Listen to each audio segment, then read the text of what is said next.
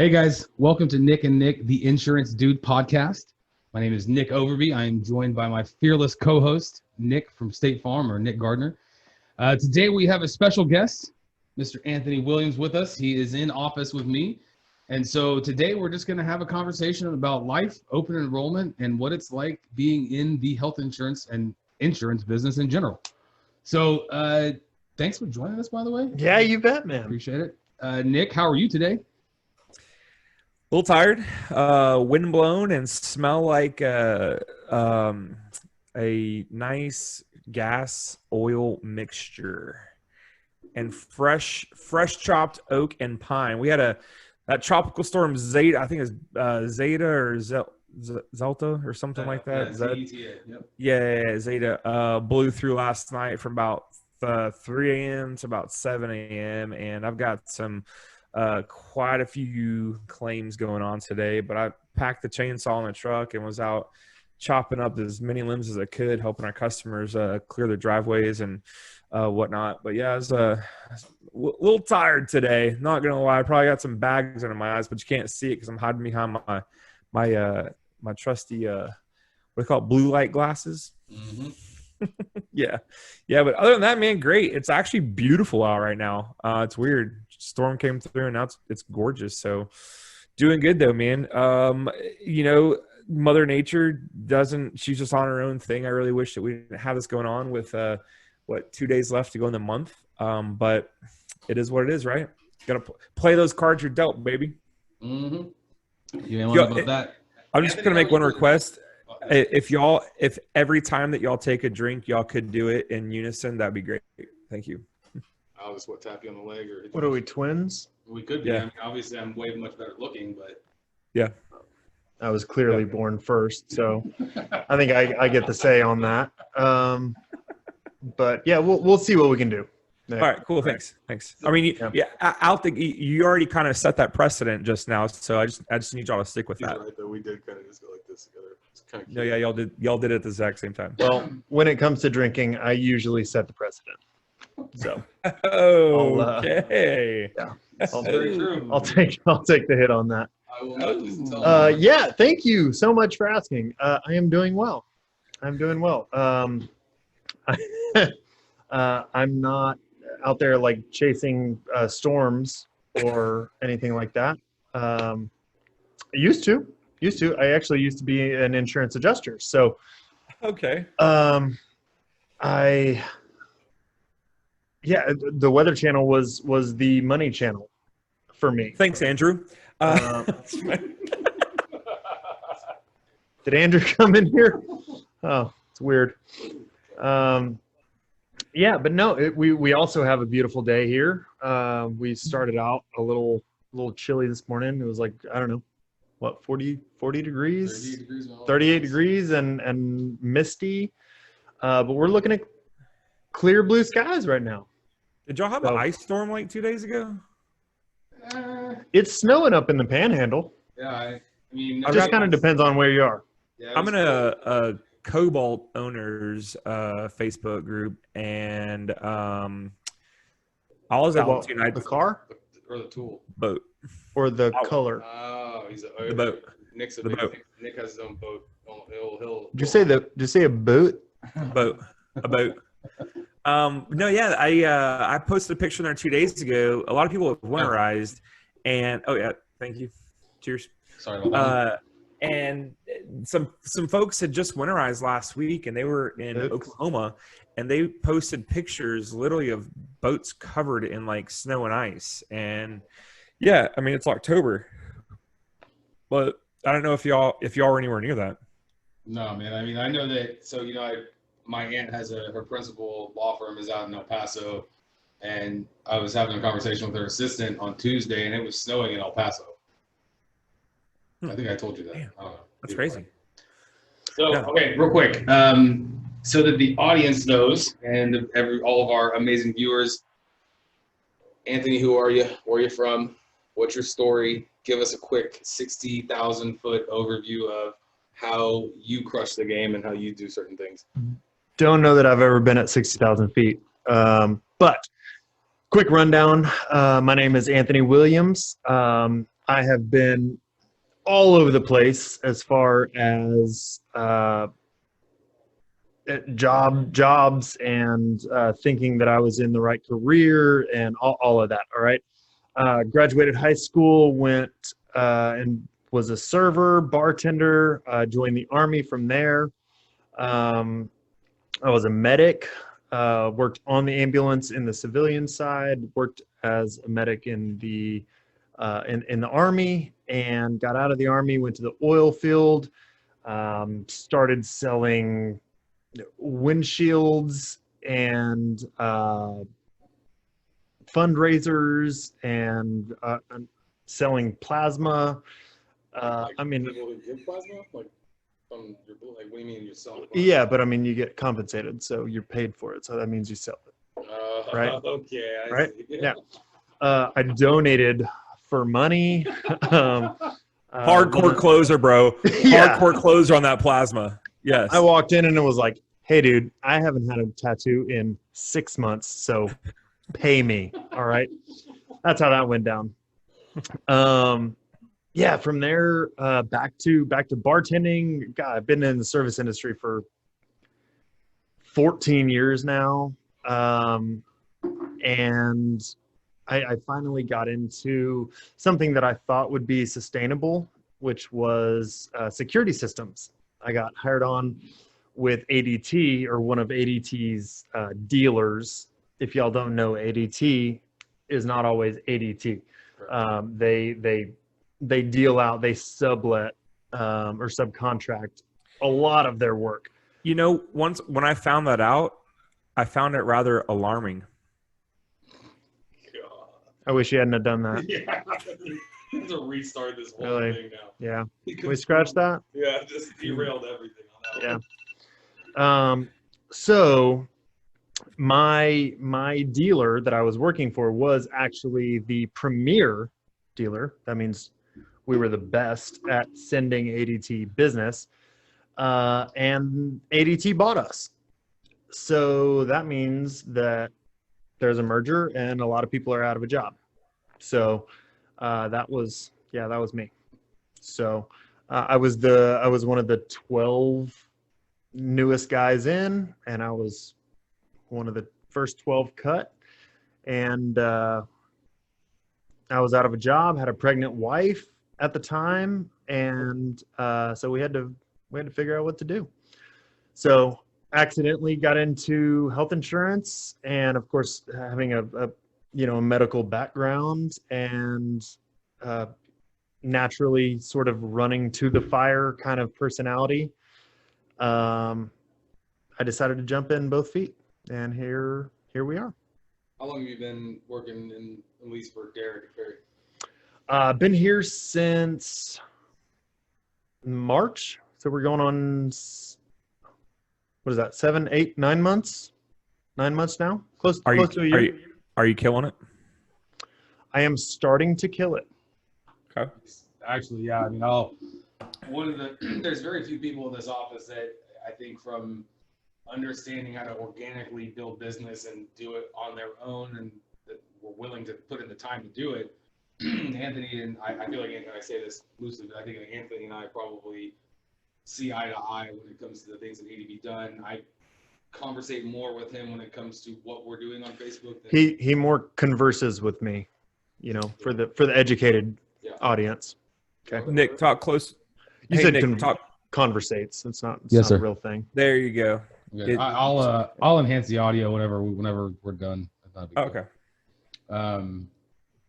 So yeah, anyways, back to the point, like and then obviously with Janine, Anthony's the one who got me in contact with her, and you're now part of that group, so you know Janine, and he's the one he was the first case study she did. He really abides and follows by the rules that she lays down as far as this is what you need to do to be successful when it comes to organic marketing. And I think I can attest, from when I started writing 2 months ago to now, I've seen a huge uptick in his business. And from a personal side, when he's putting in business, we have a Telegram group, we send our deals in or whatever, and it's like, this is where it came from. And it's gone from Facebook lead, because that's how we determine Perry's leads, to now it's like my Facebook or organic, whatever. And he's gone from And I mean, running the appointments, I know he doesn't take as many appointments from Perry because he doesn't have to. And Right. he's really kind of an ambassador of organic marketing and doing it the right way. And so, yeah, it's cool to be in the same office with somebody who understands it and works it.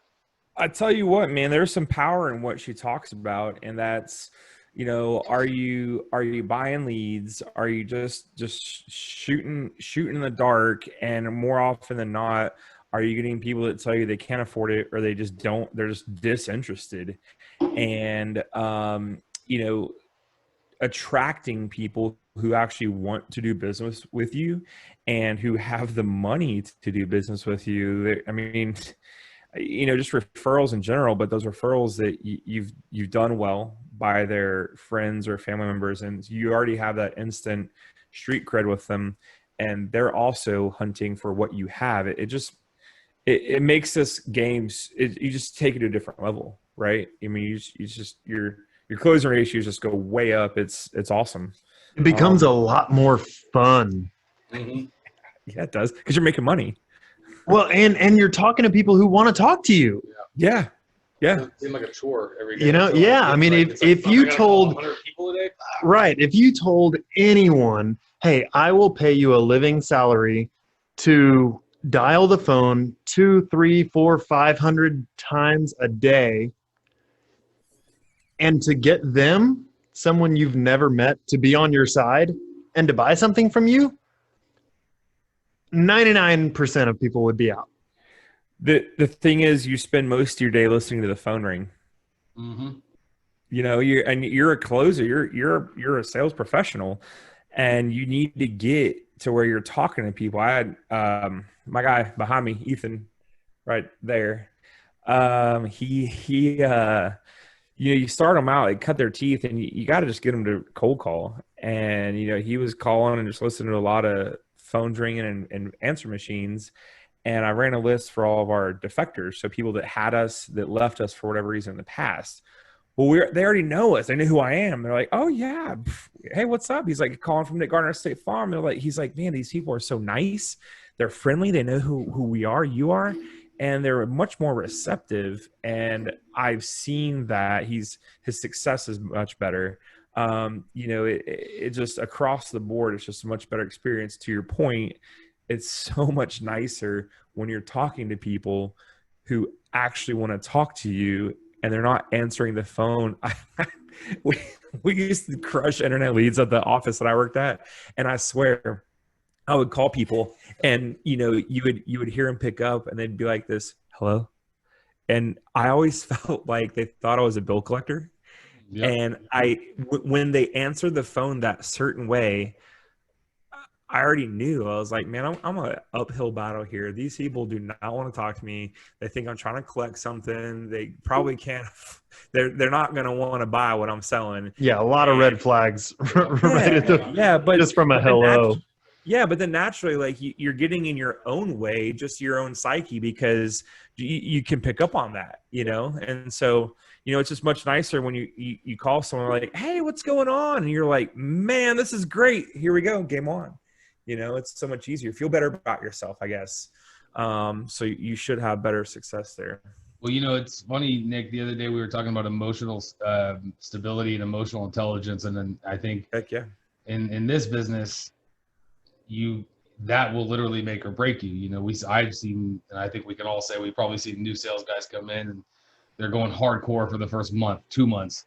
And then when they don't see those immediate results, that fight or flight runs in, and they end up leaving because they didn't have the resiliency, they didn't have the mental fortitude, and because they were getting yelled at or shit canned 150 times a day. And look, that's natural.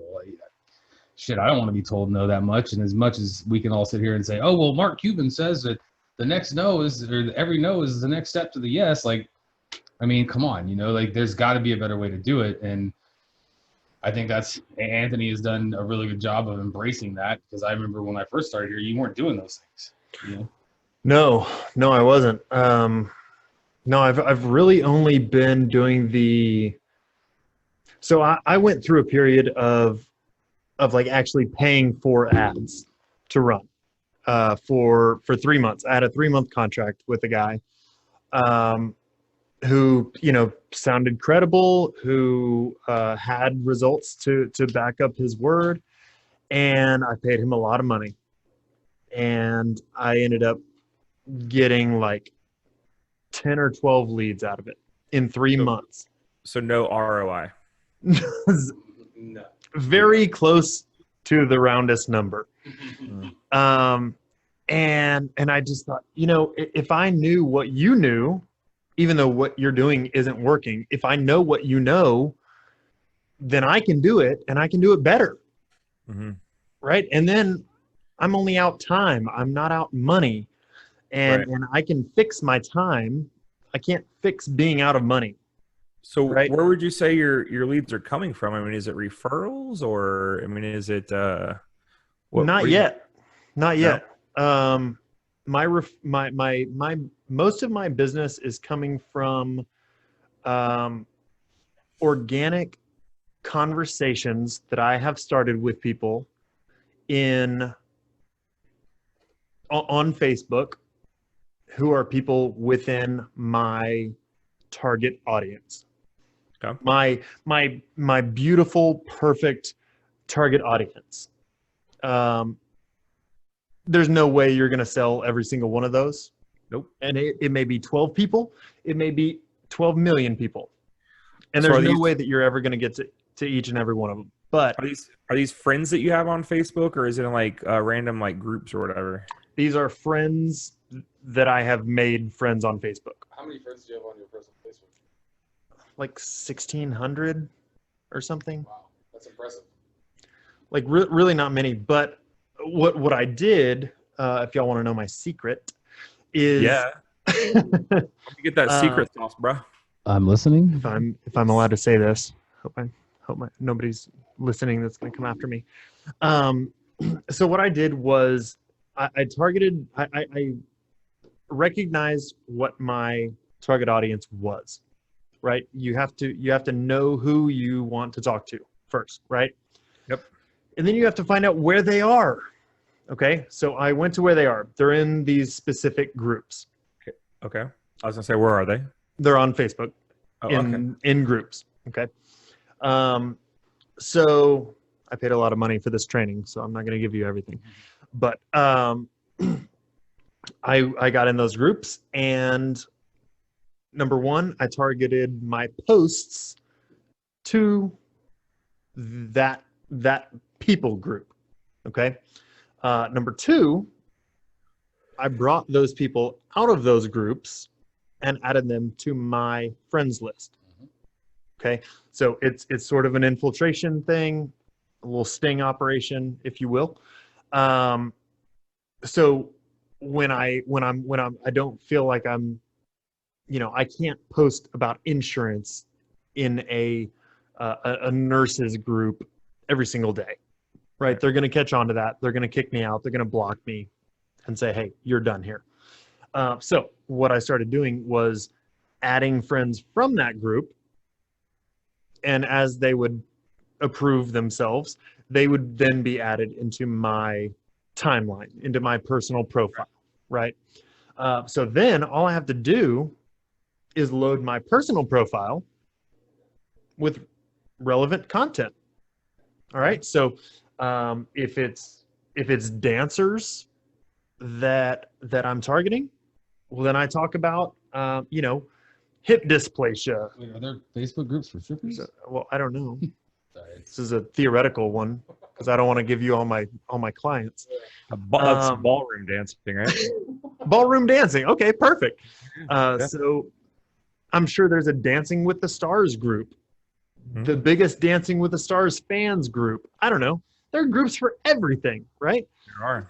So then on my personal Facebook, I post about hip dysplasia and rolling your ankle and broken toes and it feels so good to take these flats off and whatever, so that we start having a conversation, right? And then they see naturally, organically, that I do health insurance. So it's never me chasing anyone anymore. I mean, it is. all of the back end that nobody sees is the chase. Right. Right. But as far as client to salesman, if that's what you want to call it, it doesn't look like a chase. Tell you what, there's a reason I was out chopping trees down today for photo opportunities. Yep. Do tell. And well, real quick, something that Nick, you and I talk about a lot, and that when I hear Anthony tell his story, it brings a lot into my book. It's the long game, right? We're not here for, of course we're here for a paycheck, which is weekly or bi-weekly or whatever, but we're here for the long game. Like, Nick, you and I talked about this last night, where insurance is my career. Right. And so building a book of business isn't a 6-month turnaround time. We're looking at years of hard work, of, like you said, the chase and the back end of it. And that's what I really enjoy about what we do. And hearing Anthony's story, it kind of just resonates with me that at the end of the day, Dude, that's where all the hard work is. Yeah. Is getting to the conversation. The conversation is easy. Hey, what's up? How old are you? How much do you make? Are you healthy? Are you unhealthy? How much can you afford for health insurance? That's it. Mm-hmm. Right? There's really nothing else that you need to know. Correct. Like in the conversation itself, Mm-hmm. to find them great health insurance. Right. But getting to get someone to have a conversation with you, that's the hard part. Mm-hmm. And that's the fun part for me, especially now that I have a game plan. It was very difficult in the beginning. I mean, I went and paid somebody $5,000 to go get me leads that they didn't do. So what's difficult for y'all, and that's a great way to approach it, what's difficult for y'all is not everyone, most people don't, they're not shopping health insurance as like a normal, every 6 months, every renewal period kind of thing. Except for starting on Sunday, which is open enrollment. Right. except for once a year. Yeah. But even then, not everyone is mandated to have y'all's product. And, like for me, I don't know, it's easier, but at least, with homeowners and auto insurance, I mean, if you don't own your home, you got to have homeowners. And every state in the union requires that you have a minimal amount of auto insurance. Yeah.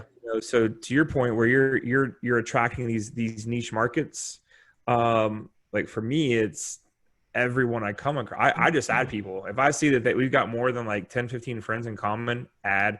And what I do is I look at all the mutual friends, and then I know kind of what group they're kind of associated with, affiliated with, and engage or what have you. But yeah, man, it's very similar. I've done I guess I didn't go to class. I just kind of figured this out, that I'm just like adding people, and people were like seeing what I'm posting, and then they're like sending me private messages like, hey, by the way, can I get a quote? And I'm like, hell yeah, you get a quote, and you get a quote, and you get a quote, and you get a quote. Yeah, and that's actually how I sort of lucked into meeting Janine, is that I would just add everybody, to just not knowing any better. Except that's like literally the worst thing you can do. Yeah. Because then you just litter up your timeline with people who aren't qualified for our health coverage, or who don't care, or who are still in the military, or all of these things. We have a really specialized group of people who we go after. It's really difficult to find a clientele who qualifies for our products. Right. But then I came across Janine, and she's like, hey, I don't know how you found me, but you need to quit doing what you're doing and really hone in on who you're going after. Right. And that in itself was a more valuable lesson than I'm going to put a challenge out there for you, because this is actually something that we're working on here in my agency, and that is I already won. Yeah. I just decided. all of these leads that you're getting are great. Okay. How do you turn each one of those leads into another 3 leads? Okay. So you've got like this baseline, and theoretically you treated them well. It was a really smooth transaction. So now how do you take that person that you just closed and turn that one, instead of going and chasing another and another new person and another new person, take that one person, and I don't want this to sound bad, but basically they are your advocate and they go to work for you, and now they're generating leads for you. The best way to get referrals, do you know how? Best way to get referrals. Love to hear what you gotta say. You gotta be referable. Well You said. got to people like you. You have to have a really smooth transaction, and when anyone that they come across in the futures, they hear you talking about, man, you know, I changed jobs and lost my health. You got to call my guy. Like, he's the guy, he's the guru, right? That is the person you need to talk to. So that's actually, we just had a team meeting on Wednesday, and that's what, you know, the team, dude, we're crushing this month. We're already in a record month, career month this month, and we're writing good households. But I'm like, all right, so how your friend that you just wrote, they know at least 3 to 5 people. How do we capture those people, right?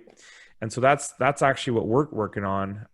Is, you know, you're out chasing one new person and then another new person, but you already have, for lack of a better term, street cred with those people that you've written. And so how do you go and get more? Do y'all have ceiling tiles in your office that you're in? Yeah. Like the foam squares? Yeah. There's probably about what, like 40 of them in there? No, I mean, they're 2x2s, so it depends on the square footage. In this office, That's probably about right. 80. Yeah. in the Okay. office, So real quick, Anthony, look up and tell me which one's your favorite. Okay, now hold on. You already took too long. Okay. There's probably one that's got like holes in it. It's like a grate for a vent. Okay. Or there's one with a light in it. Okay. So if I were to say, hey, which one do you like? Do you like the one with the light, or do you like the one without the light? Which one do you pick? I was going to say the one with the sprinkler because it was going to save my ass. Okay. There you go. So if you have too many options, excuse me, and I was talking to Ethan yesterday evening, if you just ask people, hey, do you know anyone else that I can quote? Well, shit, man, I got 1,600 people on Facebook. I got, you know, family. Yeah, I know people, but you give them too many options. Or, hey, do you know anyone that like you might work with or go to church with, or, you know, tell you what, pull out your cell phone. Look at your top 5 text messages in your cell phone. Those are probably going to be the closest people to you.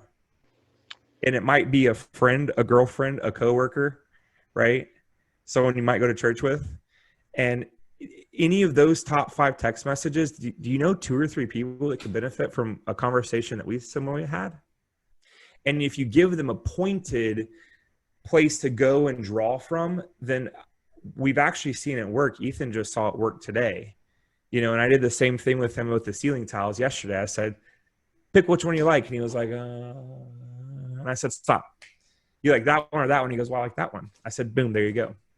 That's how you get better referrals, is you give them somewhere to go and choose from versus, well, do you know anyone?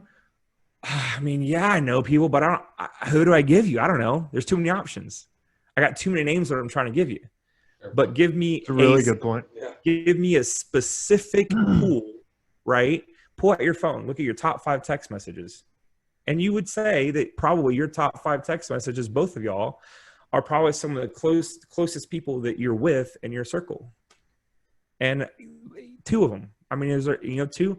And if you ask for 2 or 3 and you get 1, boom, there's another lead. And you just turned that lead and got a free lead out of that lead. Yeah. So that's actually what's funny that you're talking about that, because that's where we're trying to get to, is turning all of our leads that we're getting, that we attract and that we do a really good job of generating organically. But now how do we turn that one into another 2 to 3? Cool. I like that a lot. Right? I'm stealing. You know? that. I've thought about referrals for a long time in this business, and I've sort of, I don't know why, I've maybe just kind of pussed out. I like wanted to focus on, getting my leads that I'm getting organically set, and like getting a system in place before I take the next step and like ask them for their leads as well. Yeah. But that's stupid. Like what? I've got 15 people that I've sold in the last month and a half that know a completely different network of people than I do. Like, yeah, I'm gonna text them right now. Do that. I gotta go, y'all. Later.